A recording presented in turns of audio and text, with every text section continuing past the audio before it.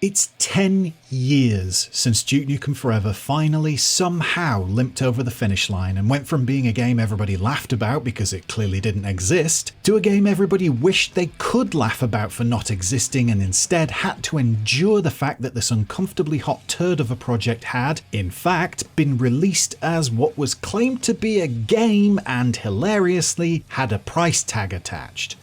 Not only was that a really long sentence, but people were actually charging money for the game. But I wanted to know, 10 years after the fact, if Duke Nukem Forever was actually all that bad. Was it a collective mania, which we know happens, that automatically placed DNF in the bag of games where the only discourse surrounding them could be in the form of a pile-on? Was I personally justified in giving it a score of, if I remember, around 35% in the review of the game I did back when I worked on Play magazine? And that's not the US one or the one Future Publishing has just launched as I say these words. Let's see. Yes, it was a collective mania and the only allowed response to the game was a pile-on because that's what the mob had decided. But also, yes, I was justified in giving it about 35% because, frankly, Duke Nukem Forever is utter trash. Gutter trash even. It's awful. I went into making this with genuine aspirations to offer a focused and detailed reappraisal of a game that took so very long to arrive and that was so very much trounced when it did arrive. I wanted to back up the fairness bus and see if the flat top moron deserved to jump on board. I wanted to see if we should extend more leniency than he received back in 2011. I honestly was going to play through the whole game before I really formed my opinions and wrote down my thoughts in long-winded sentences just like I'm doing with this here sentence that you think is over but isn't. It is now. This is a new sentence. As is this. As is this. And this. And this. And this. But no, it wasn't to be. Duke Nukem Forever was a farce before it came out. It was a farce when it eventually did come out, and it's still a farce now, 10 years later. I genuinely cannot believe there's anyone out there who still carries a torch for this confused mess of empty nothingness mixed up with genuinely, utterly bad attempts at humour and character building. Duke Nukem Forever might not be the game that killed satire, but I heard a rumour satire was revived with some classic necromancy, specifically so it could be slaughtered wholesale by a game that so obviously doesn't get itself, it's not even funny. And it's meant to be funny. I was going to go over the story of Duke Nukem Forever's development, how it started around 1996 in the wake of the excellent Duke Nukem 3D, how it was propelled forward by the ambition of lead developer George Broussard, who displayed a near obsession with always having the most cutting-edge tech and features in the game, how it looked to introduce the sort of cinematic action we didn't even see until 1998's Half-Life, how even though it went quiet for years at a time, there was usually still the rumble of anticipation, of people wanting to get stuck in with this true next-gen shooter.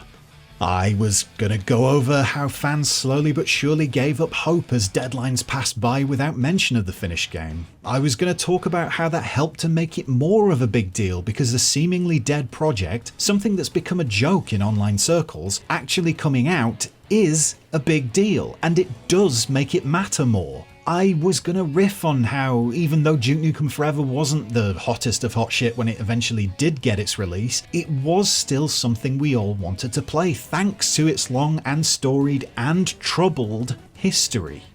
But yeah, then I played it.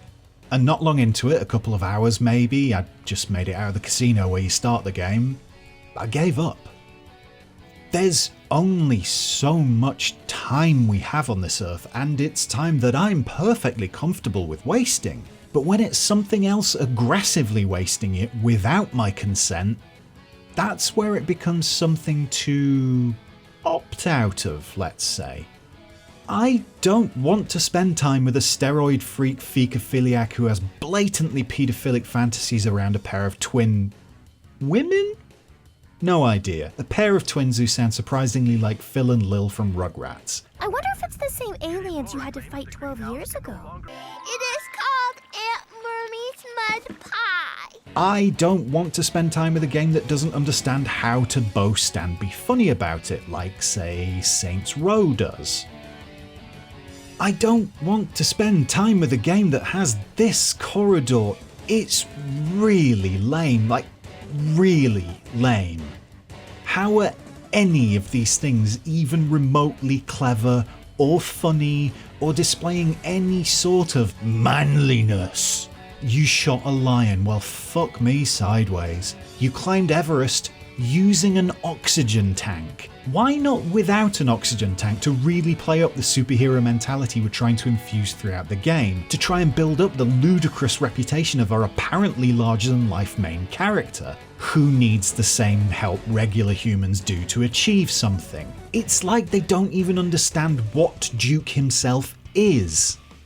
See, I'm losing myself down the road of talking about things I wanted to avoid. Like how either Duke has tiny hands or the can of beer is massive. And at least if it were the latter, it would explain why he, the toughest SOB this side of Brick Wallace inventor of fighting, would get drunk from one single can of beer.